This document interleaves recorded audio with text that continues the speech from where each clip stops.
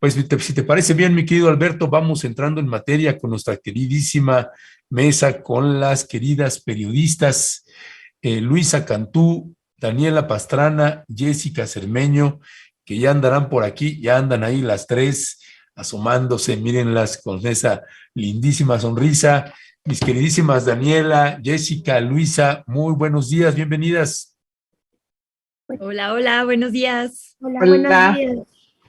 ¿Cómo están? Buenos días. Disculpen, nos tomamos 13 minutos. Sabemos, Jessica, que tienes que irte a las 11, perdón, pero así que pues tratemos de aprovechar el tiempo. Una disculpa por el que consumimos más en estas aclaraciones a veces, pero creemos que a veces es importante. Gracias. Pues hoy algunos de la audiencia comieron gallo, así que perdonen ustedes.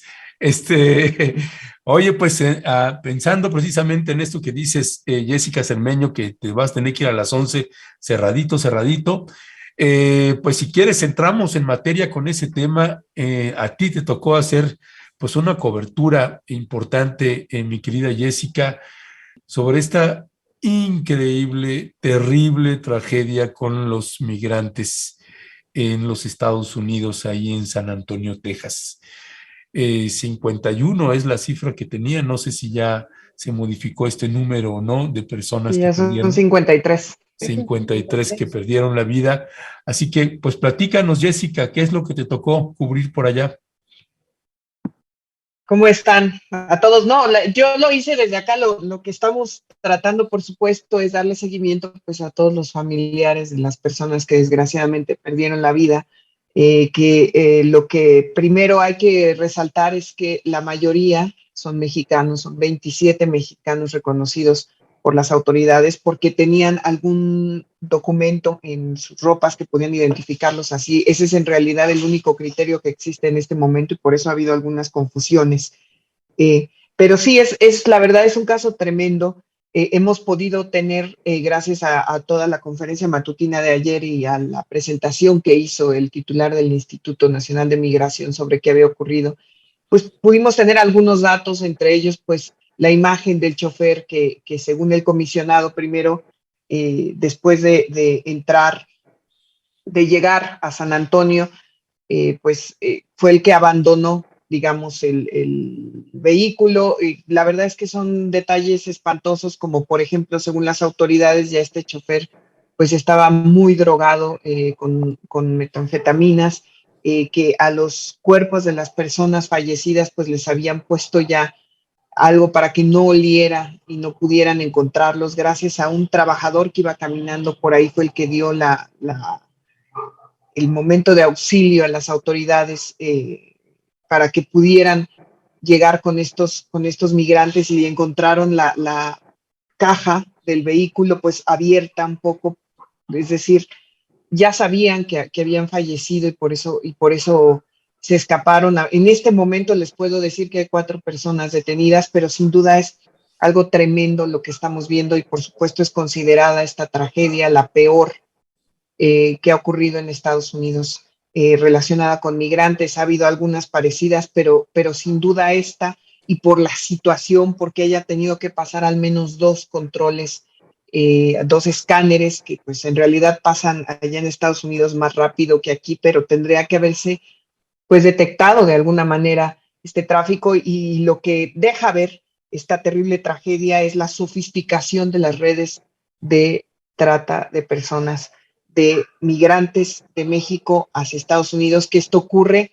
pues desde Guatemala, prácticamente desde El Salvador. Sabemos también, ahorita que estaban hablando de Chiapas, que gran parte de la violencia que se vive en Chiapas tiene que ver también porque algunos grupos que tenían que ver con el tráfico de migrantes se dieron cuenta que pues ahí podían captarlos de mejor manera y se han trasladado para allá. En fin, es una cosa espantosa. Ahorita no se tiene mucha información de quiénes son estas personas, apenas imagino que con los días sabremos sus nombres, pero lo cierto y que es algo que nos tiene que dejar ver la gravedad del tráfico de migrantes en México y en Estados Unidos, porque no es solamente lo que ocurre aquí en México, sino también allá, y por eso los dos gobiernos pues están trabajando conjuntamente para saber qué es lo que ocurrió. Afortunadamente pues hay haya detenidos, pero es sin duda una tragedia y la verdad es que muchas de las personas que sobrevivieron están con severos daños físicos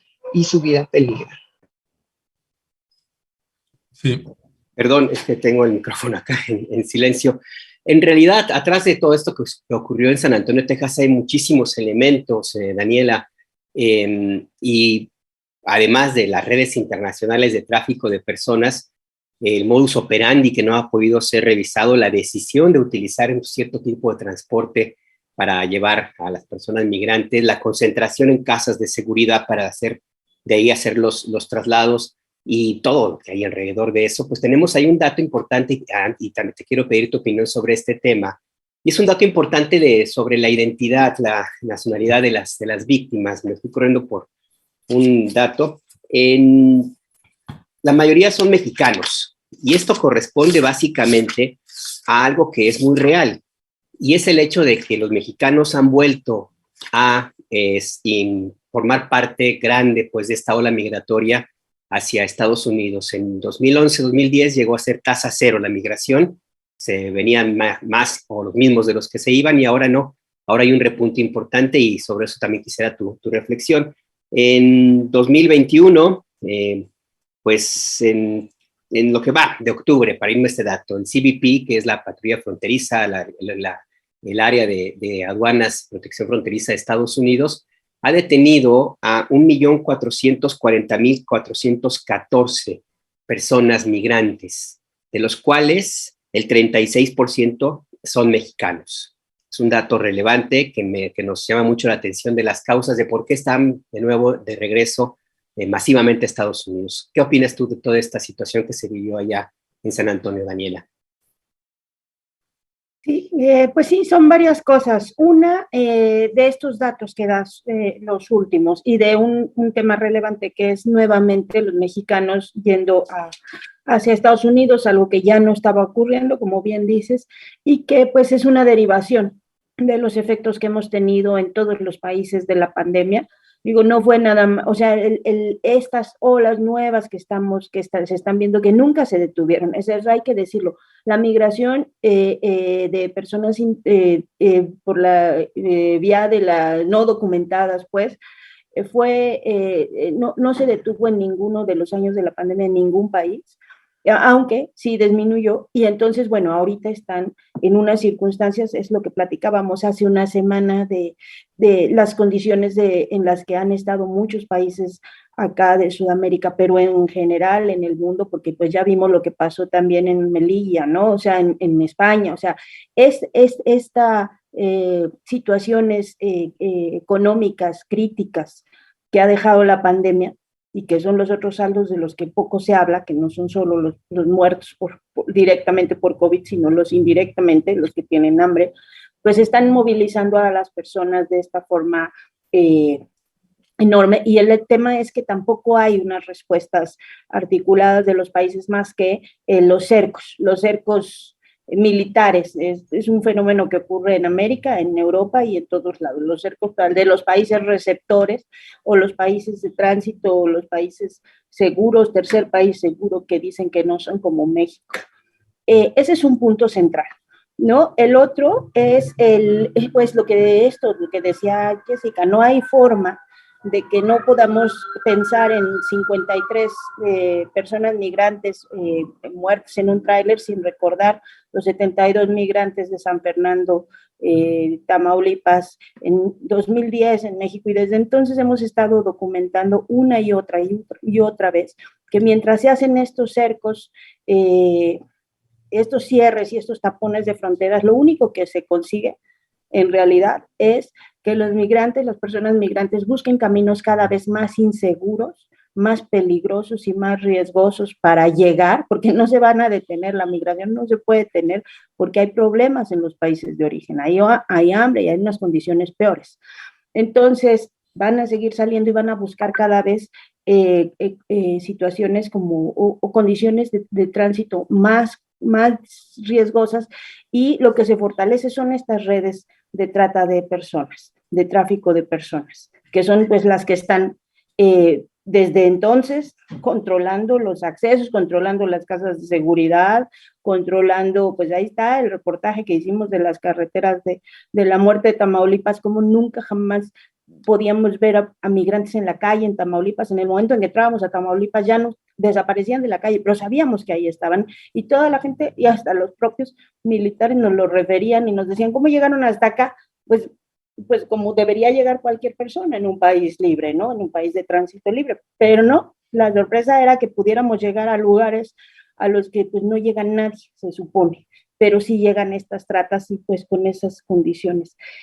Y bueno, y el último punto que a mí sí realmente me tiene reflexionando mucho es,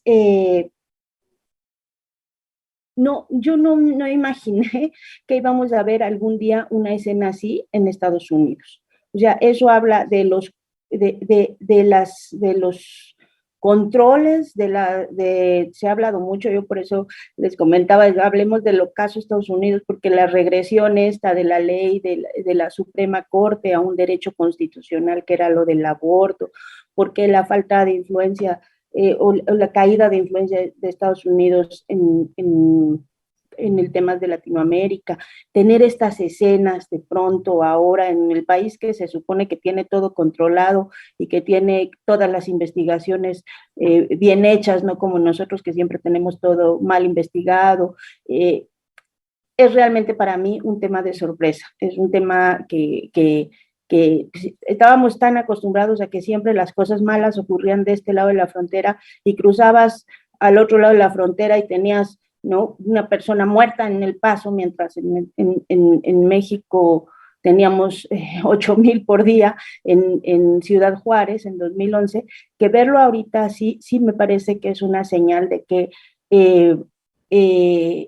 pues está en franco declive el enorme poderío que en algún momento, pues los que creímos con la Guerra Fría, le vimos a Estados Unidos como el gran país todopoderoso, ¿no? Creo que esos son como los comentarios con los que yo me podría quedar por el momento. Además se cayó Biden de la bici, así es que, híjole.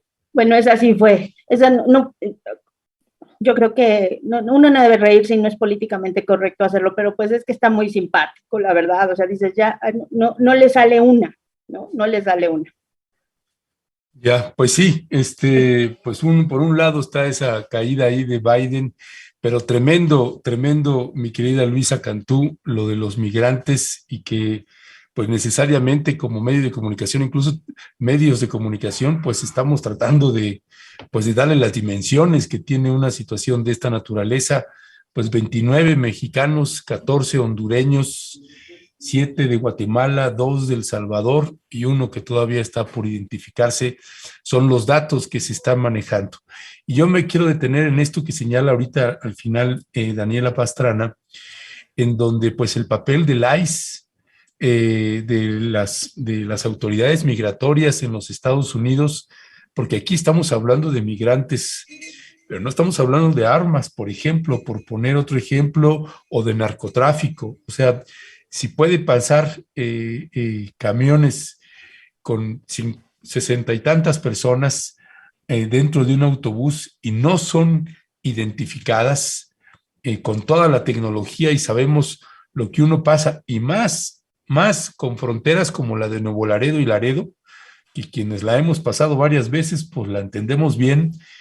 Llama muchísimo la atención eso, y esto es previo a unos días de la visita que va a hacer el presidente Andrés Manuel López Obrador a los Estados Unidos. ¿Qué decir al respecto? ¿Cuáles son los elementos y puntos que te brincan aquí, mi querida Luisa Cantú?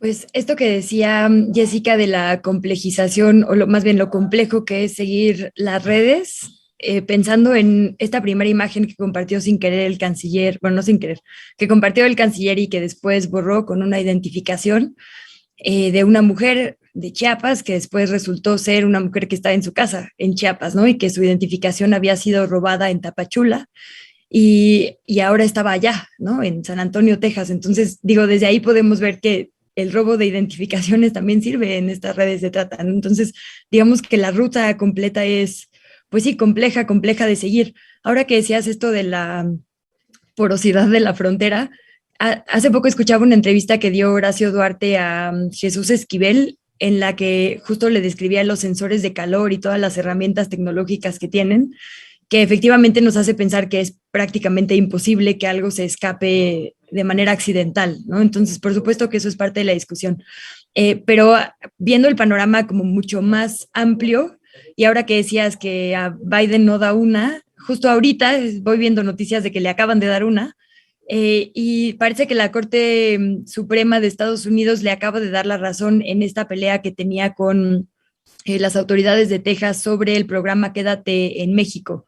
Y al parecer sí van a quitarlo, ¿no? Sí tiene facultad, digamos, esto es lo que resuelve la Corte, el gobierno federal, para decidir sobre este tipo de políticas. Entonces, como que ahora que leía eso, pensaba en, pues sí, en todos los datos alrededor, digamos, de estas tragedias que vemos, porque otro que también vi esta semana que me pareció relevante es que, por ejemplo, digo, hablando de política actual migratoria, sobre todo del lado de Estados Unidos, estaba esta discusión muy fuerte del Quédate en México, pero también pues las diferentes promesas, ¿no?, que había hecho Biden precisamente para apoyar a las personas migrantes, o así lo dijo, y una eran como la posibilidad de entregar más green cards, ¿no?, o permisos para trabajar legalmente, porque sabemos que pues justo los documentos protegen a las personas, ¿no?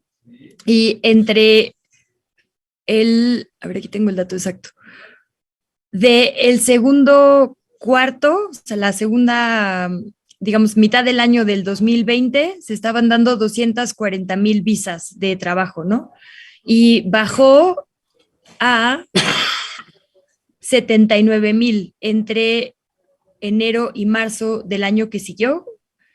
Es decir, pues sí, o sea, hubo un pico como no había habido desde el 2016, digo, evidentemente tuvo que ver con la pandemia, en el otorgamiento de permisos de trabajo muy importante, y apenas se va recuperando ahorita en este 2022, pero ni siquiera llega, ¿no?, al punto en el que se quedó antes de la pandemia. Entonces hay un montón de gente esperando trámites, ¿no? Y trámites que pues evidentemente les protegen. Entonces sí son las autoridades, digamos, directas de la frontera, pero son todas las autoridades. Y ahí me parecía importante, digo, yo obviamente no puedo hablar de coberturas de migración como Dani o como Jessica, que son pues las verdaderas expertas en esto, pero pensaba pues ahora en como por qué le conviene a Joe Biden incluso tomar esta bandera, y lo importante que sí sería en esta reunión que el tema sea pues un tema que se resuelva de forma positiva para las personas migrantes. Ahorita los estudios que publica el Pew Research Center cotidianamente sobre migración dicen que 1 de cada 10 personas que vive en Estados Unidos no nació ahí, ¿no? O sea, 327 millones de personas y 44 millones son extranjeras. Solo 7 de cada 10 están regularizadas, es decir, hay 3 que están buscando regularización. Y a pesar de todo ello, siguen representando el 17% de la fuerza laboral. Es decir, 1/5 parte de la fuerza laboral de Estados Unidos viene de gente como esta gente que iba en el camión, ¿no?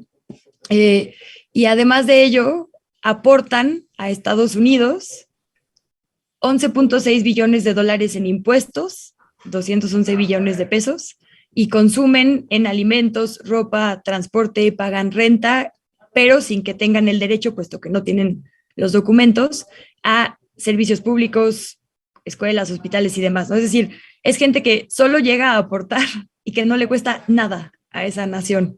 Entonces, como, pues sí, digo, pensando en la parte política, ¿no?, que ahora mencionas, y en la parte específicamente coyuntural de estos dos presidentes, podría ser, creo, una oportunidad para que esta tragedia, que como dice Dani ya alcanzó imágenes que no habíamos visto en ese territorio, se convierta en un acierto gigantesco para ambas naciones.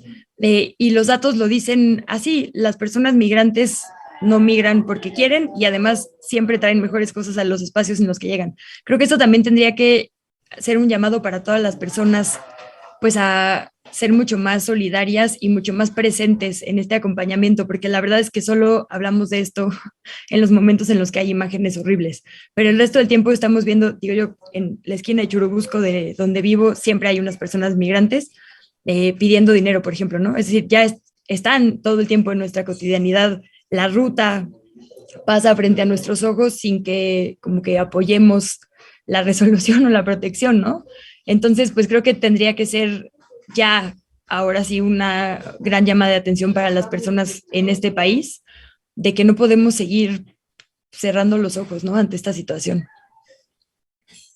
No, no se puede seguir cerrando los ojos, sobre todo ante la realidad, porque lo que vemos en el escenario cercano, y no sé si quieran comentar algo más sobre este tema antes de pasar al siguiente para aprovechar el tiempo. Yo sí quiero decir algo de eso, porque mira, justo estos datos que daba Luisa del 17% de la fuerza laboral, que es un punto que hemos estado insistiendo mucho desde hace varios años en pie de página y en el proyecto En el Camino y todo esto, que es, a ver, desde lo de Trump y su discurso de que vamos a poner un muro, y decía, a ver, el muro ya existe desde hace años, o sea, son problemas que tienen años. La migración, incluso la que está llegando y la que empezó a llegar a México, hacen trayectos desde, no sé, desde la India, desde Pakistán, o sea, eso ya es una cosa que lo hemos estado documentando muchísimo y que decíamos, pues cambiemos la narrativa, cambiemos y contemos lo que implica esa migración bueno para los países, porque es bueno, o sea, porque la migración también deja cultura, también deja procesos económicos, que son cosas que también nosotros debemos saber, no nada más es que vienen a invadirnos, que eso es mucho de la narrativa que hay en los medios de comunicación y que no ayuda en nada a generar esto que dice Luisa, que es empatía y solidaridad. Pero justamente ahorita en uno de estos trabajos nos estaba contando algunas personas que están trabajando allá que justamente ahorita están escasos de trabajo, o sea, que no se dan abasto, ¿no? Y sí, no hay o sea, faltan manos para muchos de los trabajos, porque pues ha habido muchísimas detenciones, deportaciones y todo lo que está habiendo con este cerco. Ahora, el tema con esto, de lo que dices, Luisa, de lo que acaba de digamos, ganar Biden, pues, pero ¿cuánto tiempo llevamos con ese pleito? ¿No? Creo que llevamos un año, Nájar, tú lo debes saber muy bien, quédate en México, título 42, y entonces unos ponen una barrera y otros salen, y no termina de cerrarse ese tema, y no termina de definirse si se va a abrir o no se va a abrir, y si se van a abrir las fronteras o no. Ahorita parece que ya sí, pero el asunto es ese, o sea, que el presidente de Estados Unidos no las tiene todas consigo y no tiene todas las fuerzas ni todos los amarres necesarios para que sus políticas, que inicialmente eran estas de apertura, puedan tener un cauce. Entonces, ¿qué hacemos todos los demás actores? ¿Y qué se hace todos los demás actores? Primero, entender el fenómeno, que no es una cosa menor y no es una cosa nueva. Ni el de la trata, ni el del tráfico, ni el de esta falta de empatía a la que te refieres, ni del de la migración, por supuesto, lo que está ocurriendo. Primero es eso, entenderlo bien, y luego, pues ver como todos los actores involucrados, desde los países de origen, los países de tránsito, estos cercos que no han servido, realmente no han servido para nada, más que para generar estas situaciones de tragedia en la que solo se ocupan algunos medios cuando viene la tragedia, efectivamente, pero, ¿y lo demás? ¿No? Todas las demás cosas que cotidianamente nos genera la migración, ¿dónde ponemos esos ojos? Creo que eso es para mí lo más relevante. Gracias, mi querida Daniela. Jessica Cermeño, pasando al siguiente tema, pues hay un nuevo nombramiento ahí del presidente Andrés Manuel López Obrador, un enroque más del presidente, pues a 2 años y meses de que pues se haga venga el cambio de gobierno, de que termine su mandato, y viene César Yáñez en la subsecretaría de Gobernación. Pues a muchos les llama la atención el movimiento, unos dicen, bueno, es un operador muy cercano también con el secretario de Gobernación, Adán Augusto, y que van a empezar a hacer ahí una suerte de movimientos importantes. ¿Cuál es tu valoración? ¿Cómo leer el cambio, el movimiento que está haciendo el presidente López Obrador con esta figura que pues tuvo que mandarla al exilio por esa boda ostentosa? Pues le fue como a Santiago Nieto, y bueno, pues ahora regresa. ¿Qué decir al respecto, Jessica? Pues mi querido Ernesto, como tú dices, pareciera le están levantando el castigo de esa boda, pareciera. Pero en realidad es que César Yáñez siempre se había quedado cerca del presidente de la República, aunque todos los demás, pues en realidad no pudiéramos verlo, porque César sobre todo se dedicó desde la oficina de la presidencia a establecer alianzas con los diferentes grupos políticos, no solo grupos políticos, sino dentro del gobierno. A mí mi impresión es que César Yáñez siempre fue una especie de vocero interno, ya era vocero antes, pero ahora vocero interno dentro del gobierno, y lo que está haciendo, me parece, López Obrador es muy concordante con lo que hizo al poner a Dan Augusto, que también es un hombre de todas sus confianzas y su querencia, y César Yáñez, pues siempre ha estado cerca de López Obrador desde el principio, siempre ha sido su amigo, su consejero, y ahora me parece que está llevando a otro amigo ahí para tratar, mi impresión como subsecretario de Gobernación, de hacer de que la gobernabilidad desde la presidencia sea más fácil, para la presidencia más bien sea mucho más fácil. César Yáñez tiene fama, al menos más allá de las bodas, de alguien con quien se puede dialogar y con quien se pueden tomar acuerdos. Eso es al menos lo que algunos que han tratado con él le reconocen, pero sí creo que es en un momento ya en esta tercer acto del gobierno de López Obrador, de uno de tres, dentro de esta estructura, esta última parte de su gobierno, pues sí quiere tener a alguien muy cerca. Lo que sí yo no, hay que decirlo, es que César Yáñez no estuviera participando en el movimiento de López Obrador, en realidad, insisto, no se veía ahí. Y habrá que ver qué impacto tiene, sobre todo hacia afuera, ¿no? Digamos, si logra tener un poco más de diálogo la Secretaría de Gobernación, que sabemos que Adán Augusto perdió parte de ese diálogo con otras fuerzas políticas, sobre todo en el Congreso, después de lo que ocurrió, este viaje que tuvo para apoyar a Morena.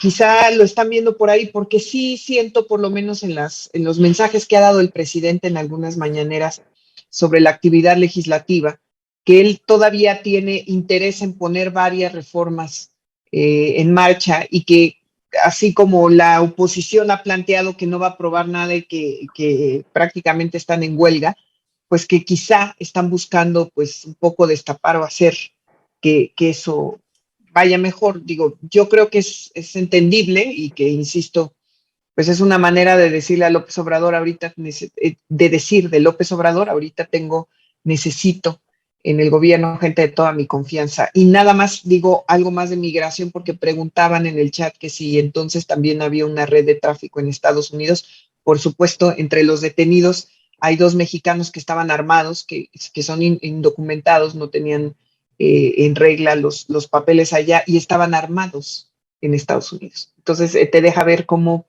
pues es el negocio sin fronteras, nada más.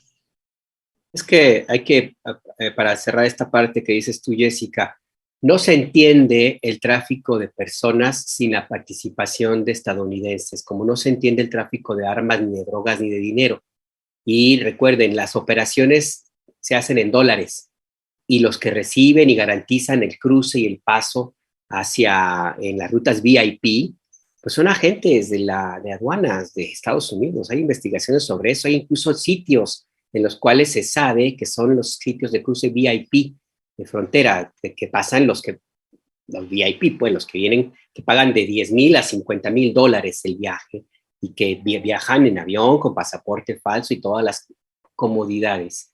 Entonces, pues sí, es claro que esto no es nada más un tema de mexicanos ni de centroamericanos. Perdón por este dato, que es importante puntualizarlo allí. Luisa, César Yáñez, ¿se va para allá ir preparando la campaña del secretario de Gobernación?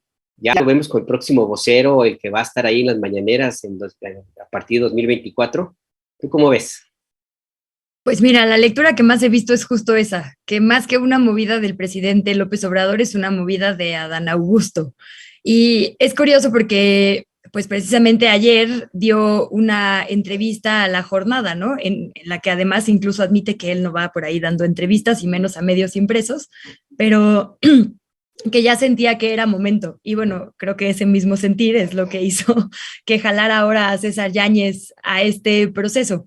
Como que es interesante justo ir viendo quiénes van a estar de qué lado, por ejemplo, pues Claudia Sheinbaum le ha estado dando entrevistas al Heraldo y a Milenio, ¿no? Únicamente. Y hemos visto varias portadas también de temas, digamos, pues exaltadores a esta figura en estos medios. Ahora vemos esta elección, si es que fue una elección, porque Adán Augusto tampoco es que dé muchísimas entrevistas, fuera de los chacaleos, ahí quien se lo encuentra fuera de Palacio Nacional y algunas excepciones, que se sienta con la jornada y le dice, oye, vamos a caminar por la Alameda, ¿no? Vamos a tomarnos un cafecito en el Sanborns, es decir, pues sí, como muy al estilo, creo yo, del presidente López Obrador. Y la presentación que hace, digamos, a esta salida, digo, no que no estuviera destapado, pues, pero esta confirmación, por lo menos en un medio nacional, es lo que tenemos que asegurar es la continuidad del movimiento, no egos, no personas, sino que lo que sembró el presidente López Obrador se quede. Y pues la verdad es que creo que esa es la fortaleza que tiene Adán Augusto, que es demasiado parecido, digamos, al presidente, ¿no? Al menos ahora eso es lo que yo percibo. Y esta es la carta de presentación que tiene, tanto así que jaló a estar muy cerca de él en un puesto estratégico en la Secretaría de Gobernación, a quien acompañó al presidente López Obrador al frente del PRD en la Ciudad de México, en 3 campañas diferentes presidenciales, ¿no? Entonces, pues creo que esto más bien es una movida, pues como dicen por ahí, de corcholatas, ¿no? Que se empieza a ver por parte de Adán Augusto, y me da mucha risa que por ahí le preguntan en esta misma entrevista, lo dijo como se dice en Tabasco, que si usted iba a querer, y contesta Adán Augusto que la plática con el presidente fue en realidad, ¿vas a querer o no vas a querer? ¿No? Como si fuera, pues no sé, me da risa esta transparencia, digamos, en la sucesión presidencial y en las manos que se han alzado para ser aspirantes a la candidatura, ¿no? Pero bueno, creo que esto solo nos habla de que si habíamos visto particularmente en los últimos meses, a partir de que Marcelo tuvo su evento en Jalisco, y bueno, Claudia ya llevaba un rato en esta como pre-campaña, que no es pre-campaña, pero que es movimiento nacional de giras de todos. Esta me parece que es la movida de Adán Augusto, ¿no? Así como cada uno tuvo su acto, digamos, característico de oficialmente empecé mi pre-campaña, que no es pre-campaña, creo que esta es la de Adán Augusto.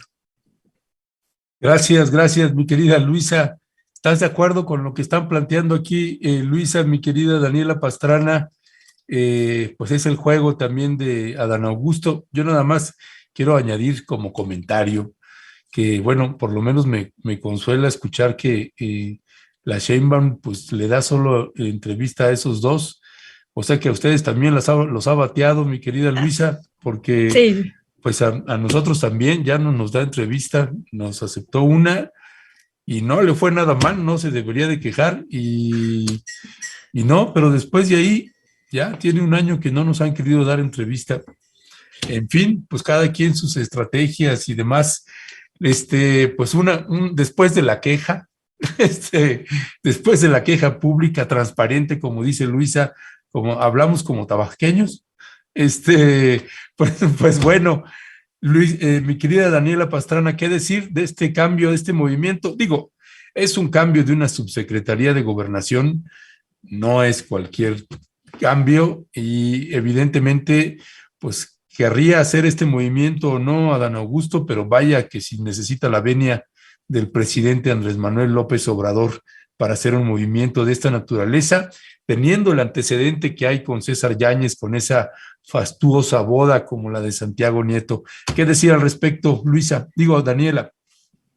Sí, yo coincido con Jessica y además sí, conociendo a López Obrador, o sea, no es una cosa que ningún precandidato o secretario de gobernación o quien sea pueda hacer como, digamos, por su lado, ¿no? O sea, lo tiene que hacer a fuerzas, consultado y a fuerzas en acuerdo con el presidente.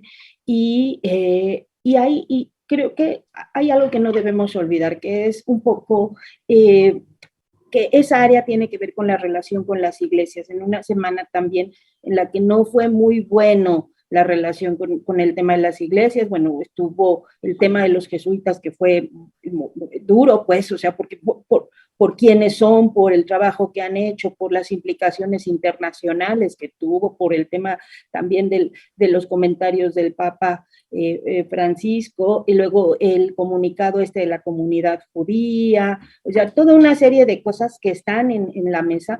Y hay que tener claro que César Yáñez, con todo lo que pueda haber molestado al presidente o a algunas otras personas ahí cerca por el tema de su boda fastuosa o lo que sea, sí es una persona que durante muchos años ha estado demasiado cerca del presidente y que sí es una persona que puede llevar la palabra directa del presidente. O sea, si es alguien que ya con un cargo, con un nombramiento, en la interlocución con las iglesias, puede hablar a nombre del presidente, sí lo puede hacer. Y eso es una cosa que no debemos perder de vista, más allá de los intereses que puedan tener todos los precandidatos a la presidencia y más allá de lo que pueda pasar en 2024, yo creo que ahorita sí necesitaban fortalecer el área, fortalecer la interlocución con distintos actores, con distintos interlocutores, y poder tener a alguien de absolutísima confianza. No es que el subsecretario anterior no la tuviera, pero no el del nivel que puede tener César Yáñez. O sea, alguien que hable con César sí sabe que es directamente, son la voz del presidente directo, ¿no? Entonces, el nivel de interlocución y el nivel de amarres y el nivel también de posibilidades de fortalecimiento de las relaciones que están un poco maltrechas, también eso es una cosa que creo que tiene que considerarse para entender, pues, por qué se hacen estos cambios. Ya, ¿quién queda en qué equipo? Pues sí van a estar muy competidos, creo yo. O sea, porque sí, cada uno tiene sus opciones y digamos que como sus posibilidades de querencias presidenciales, ¿no? O sea, cada uno puede tener, cada una, como dicen, de las corcholatas, si tienen sus cosas buenas y sus cosas malas. Ayer mismo ya atemoriza aquí hablar con el tema de San Juana, pues que decía esto de que los popotes se le estaban revelando a la corcholata o no sé cómo, porque pues San Juana pues es ingobernable por nadie. Y entonces uno dice, bueno, pues tiene sus buenas y sus malas, o sea, no, o sea, cada uno de ellos tiene cosas que pueden ser del agrado del presidente y cosas que no, y entonces yo creo que antes de adelantarnos eso hay que ver qué se necesita y qué están tratando de ajustar en gobernación para fortalecer estas interlocuciones con distintos actores, porque los años que vienen van a estar muy duros. O sea, así, hemos llevado 4 años complicadísimos en relaciones con oposición y con todo eso. Bueno, pues vienen los peores, porque vienen los que todo mundo se vuelve loco y los demonios se sueltan, ¿no? En busca de la sucesión. Pues sí. Y si me parecen decir algo nada más, ahorita que escuchaba a Luisa y la pregunta provocadora de mi querido Najar, yo creo que no tiene mucho sentido poner a alguien, ¿no? Si quieres que se vaya a la campaña de la cabeza de esa dependencia. Más bien lo que estás tratando es de cuidar la dependencia, como bien dice Dani, porque yo creo que para estas alturas, efectivamente, Adán Augusto ya dejó claro que él sí se ve en la presidencia. Insisto, los ojos que pone cada vez que lo menciona Andrés Manuel como candidato lo dicen todo, ¿no? No es como Tatiana Cloutier que dice, no, yo no, y eso tienes muy claro. En el caso de Adán Augusto es diferente. Entonces, más bien, es tratar de que cuando Adán Augusto esté metidísimo en su precampaña, haya alguien de confianza que le diga lo que está pasando en gobernación. Ese es mi punto de vista. Concuerdo con Dani, nada más para decir. Pues muy bien. Ya, solo para decir lo de los popotes y las corcholatas reveladas, pues también, digo, en el tono de la sucesión, también durísimo que Osorio Chong quiera quitar a Alito y que Damián Cepeda quiera quitar a Marco, ¿no? O sea, sí es un tema de Morena, pero al parecer es una cosa de revolución en todos los partidos, ¿no? Bueno, creo que el PRD es el único ahí que Mancera no ha querido quitar a Zambrano, ¿no? Pero fuera de eso. Pero la oposición está como o sea, como de dibujo, de escenografía, ¿no? O sea, la oposición realmente es una cosa que asombra bueno, ya veíamos ayer también en pues, esto de lo de Sandra Cuevas. Entonces, realmente la oposición está jugando un papel súper lamentable porque está como ni pinta, pues. Bueno, hay un tema ahí pendiente que me parece importante abordar, no se reserva lo que ustedes indiquen, por supuesto, y Jessica, te tienes tú que ir ya casi unos minutos. Se hizo una encuesta por primera vez sobre la población mexicana, sobre diversidad sexual. No es cualquier cosa, es un tema histórico, y creo que valdría la pena comentarlo. A reserva, por supuesto, si quieren, podemos agotar el tema de las corcholatas y de las especulaciones y los tapados y lo que ustedes decidan, Jessica, Daniela, Luisa. No, Bueno, yo nada más si quieren contar, cuento yo algo rápido y que a mí lo que sí quiero resaltar de esta encuesta, ¿no? Y más allá de este dato que dicen que 1 de cada 20 mexicanos, ya saben la manera en la que los medios de comunicación presentan, ¿no? 1 de cada 20 mexicanos es parte de la comunidad de diversidad sexual. Yo lo que valoro muchísimo es que haya un instrumento oficial representativo donde tú ya puedas consultar estadísticamente cómo ha sido el proceso de la comunidad diversa LGTBI. No lo quiero decir porque se me olvida siempre voy a dejar el más ahí, pero de cómo la comunidad diversa poco a poco se ha ido adaptando a México. Estos datos que trae de cómo el 16% de todas las personas que no se sentía identificada con su orientación sexual y les dijo a sus papás y recibió algún tipo de represalias, que sean 22% en el caso de las personas trans, te deja ver cómo ha sido su proceso ya en México, y eso creo que me parece valiosísimo y que sí es un paso más a la tolerancia, que sea más, porque yo ya he visto en estos días muchos ejemplos de tolerancia, demostraciones de tolerancia, pero me parecen muchísimo más que tienen que ver con el mercado y con el negocio, ¿no? Ahora ya prácticamente todos los perfumes, todas las marcas reconocidas de ropa hacen estas campañas publicitarias neutras, ¿no? Donde no te puedes identificar como hombre o como mujer, sino más bien como algo ahí difuso para que todo mundo se las compre, ¿no? El maquillaje MAC, por ejemplo, que ya tiene su campaña para los hombres que quieran maquillarse. A mí me parece, claro, por supuesto es valioso, pero siempre tiene atrás el mercado, ¿no? Siempre hay una explicación mercantil a eso, ¿no?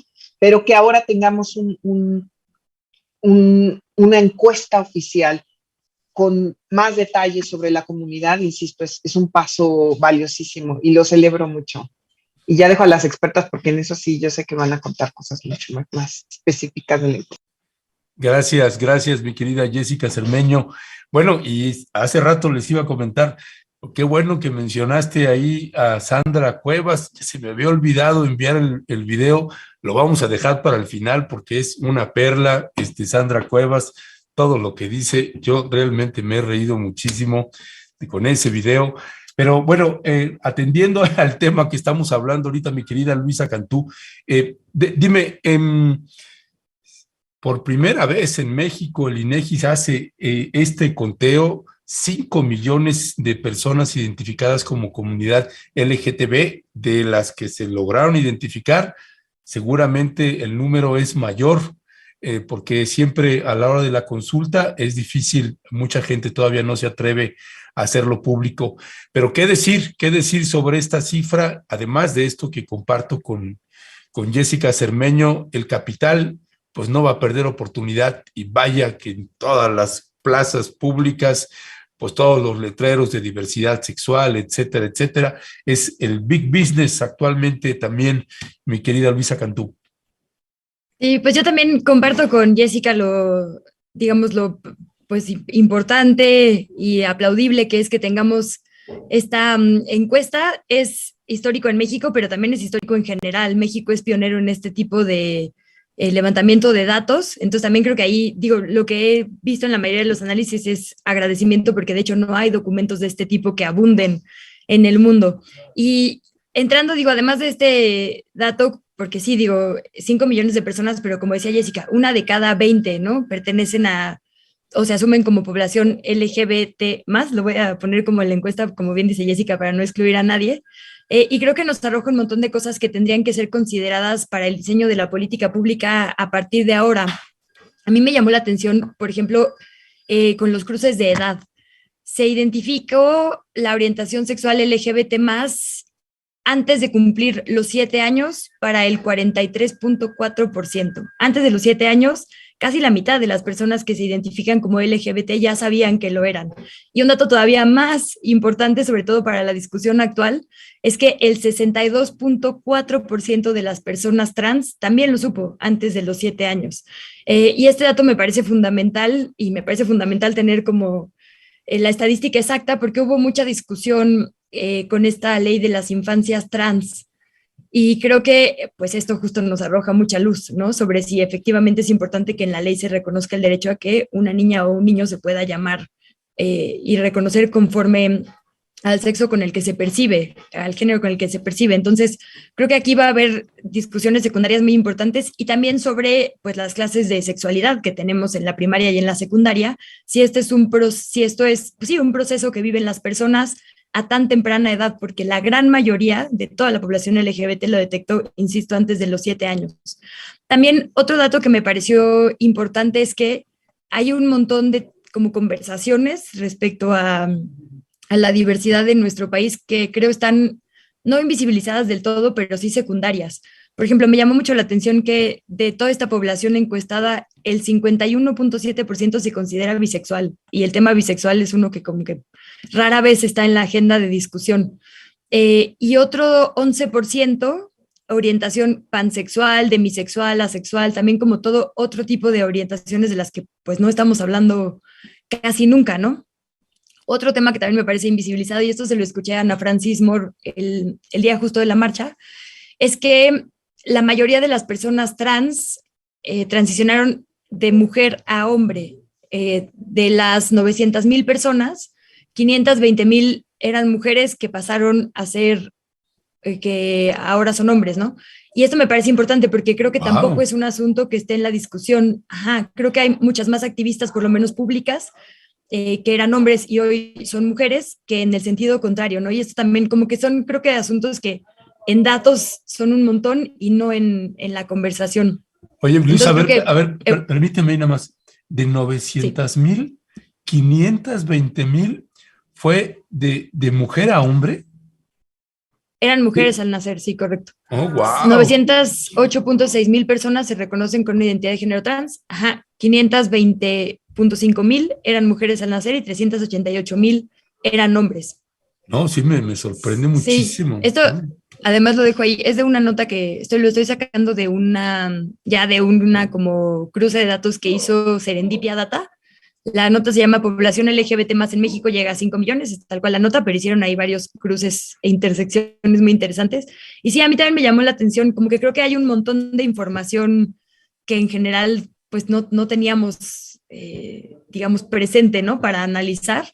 Entonces, bueno, digo, además de lo obvio, de lo que decían de la representación, y nada más ahí como poner otro tema sobre la mesa, el tipo de representación también es una discusión que he visto mucho, la verdad un poco más a raíz de la película esta de Buzz Lightyear, porque justo no es lo mismo que se hable de la población LGBT a cómo se habla, ¿no? Ahorita, es decir, no es lo mismo tenerla presente que tener información que sirva para que no sea, digamos, el punto de partida la gente cis o la gente heterosexual, ¿no? Sino que aceptemos que más bien somos un país diverso y que no el punto de partida sea uno. Y me gusta mucho como todo esto que está pasando ahora, que decían de lo de las marcas, y vi ¿cómo le decían? Rainbow washeo mucho en la discusión el día de la marcha. Pues sí, estoy de acuerdo, pero creo que la presión social sí ha por lo menos permeado un poquito. Y el ejemplo pues es esta película, ¿no? Con todo lo que le podemos criticar a Disney, uno de los análisis que yo más he visto es justo esto, que entre la ridiculización de las orientaciones en la televisión y en los medios de comunicación a ponerlo como una escena pues perfectamente cotidiana, sí hay, digamos, un gran trecho, ¿no? Y el hecho de que tengamos esta información también.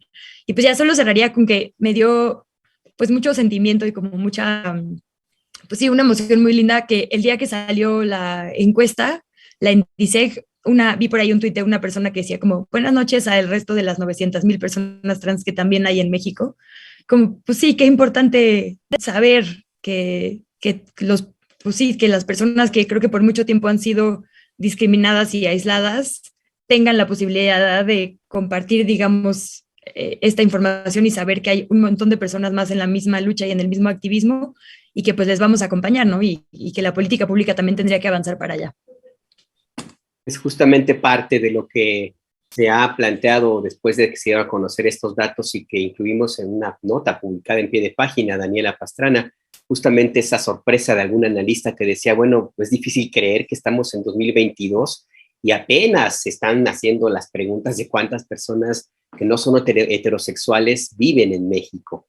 Y esto tiene que traducirse en políticas públicas, pero creo que también, en políticas públicas, por supuesto, pero también en medidas de protección, en sistema de justicia, en sistema de educación, y también un proceso que ese sí le corresponde al Estado, creo yo, de educación o de por lo menos de fomentar un otro tipo de percepción acerca de una realidad que ahí está en México, que ya cuenta con una base estadística. ¿Cómo ves este tema, Daniela? Jessica, tú cuando quieras nos puedes decir adiós. Adiós, solo no me quería ir sin despedirme, cuídense mucho. Ok, Reyes, gracias. suerte. Hasta luego, Jessica. Luego. Daniela, adelante. Sí, nos estábamos despidiendo. Y mira, sí, siguiendo con esta línea, pues yo estoy totalmente de acuerdo con lo que han dicho Luisa y Jessica, en el sentido de que es muy importante que tengamos esto. Sí, en 2022 alguien me decía a mí, el INEGI se enteró que existen los gays en 2022. Bueno, pues sí, pero mejor que nos enteremos a que nunca nos enteremos, ¿no? Entonces, qué bueno que ya hay un documento oficial, qué bueno que el INEGI ya lo tiene, qué bueno que tenemos esta herramienta. A mí, de todos los datos que dio Luisa, me parecen muy relevantes, hay otros que me parecen también que son súper relevantes porque eso nos permite entender qué tipo de sociedad hemos sido, ¿no? Y uno de esos es que mientras el 67% o un poco más de quienes se reconocen como dentro de esta comunidad LGBT y más tienen entre 15 y 29 años, ¿no? En la población de 60 y más, creo que menos del 1% se reconoce. Entonces habla de un cambio y digamos, de un cambio generacional, y algo que nos decían en esta nota que comentas, algunos de los que analizan esto, dices que es un grupo sobreviviente a la pandemia del SIDA, donde la homofobia y donde todas esas cosas se mostraron tanto, se evidenciaron tanto, que bueno, pues los que finalmente sobreviven a esos niveles de exclusión y de segregación por el tema del SIDA, pues son estas nuevas generaciones que están diciendo, no, pues acá estamos y lo vamos a decir y lo vamos a enfrentar, y eso es una cosa muy importante. La otra, creo que es el tema de que a diferencia de la población que no se reconoce como LGBT, más y más, yo también me confundo, entonces yo también prefiero dejarle el más. En el tema de los pensamientos de suicidio, la población que no es LGBT y más está alrededor del 8%, un poquito menos, en esta población es el triple, ¿no? Y justo por esa segregación, justo por esa homofobia, justo por esa transfobia, que son cosas, esos miedos irracionales que no nos dejan convivir en paz con otras personas por su identidad, la que sea, identidad de género, o su identidad racial o por lo que sea, y no nos permiten convivir en sociedades sanas. Entonces, esto de que sus pensamientos de suicidio sean 3 veces más que los que ya de por sí tenemos como problema cotidiano en nuestras sociedades, por todos los problemas que existen, me parece un dato muy relevante. Y sí, lo que decía el otro que me había a mí brincado mucho era que decía ahora Luisa, de que pues la mayor parte de los encuestados dice que se dio cuenta o notó que su orientación sexual era distinta a la que le habían asignado pues desde los 7 años. Y recordé mucho un libro que acabo de leer, el de Cristiana Alarcón, El Tercer Paraíso, que pues, es como un poco una novela de ficción, pero que cuenta su vida, y cuenta cómo pues cuando tenía 14 años, o digamos que lo cacharon pintándose los labios y poniéndose el camisón de la mamá, le pusieron inyecciones, 10 inyecciones de hormonas, lo llevaron al doctor para curarlo, y que le pusieron 10 inyecciones de hormonas, y pues no simplemente no funcionaron las hormonas porque pues Cristian Alarcón es un encantador, hombre gay, encantador y súper talentoso escritor, y pues ya de 50 y pues no funcionaron, ¿no? Pero justamente ese tipo de cosas que se hacían de, te cambiamos y te arreglamos, que todo este asunto que tienen ahora las terapias de conversión, que es una cosa que también hemos estado documentando y que es absurdo.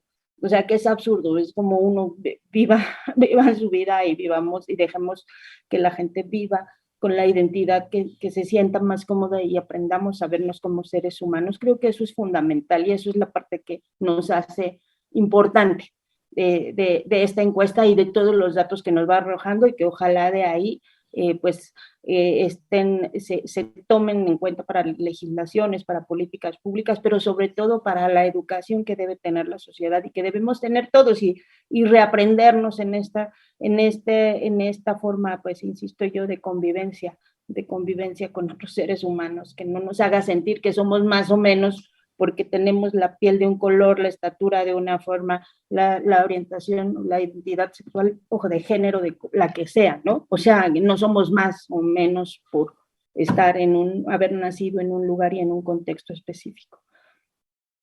Ya, pues gracias, mi querida Daniela. Pues sí, ahorita que te escuchaba me acordé del papá de un amigo que estaba pues furioso y desconcertado porque su hijo pues había resultado de preferencia homosexual, había sido gay, se había hecho gay, y él estaba muy alterado, y me acuerdo que en alguna charla que tuvo con algunos amigos decía, ¿por qué me juzgan si yo solo lo quiero curar? ¿No?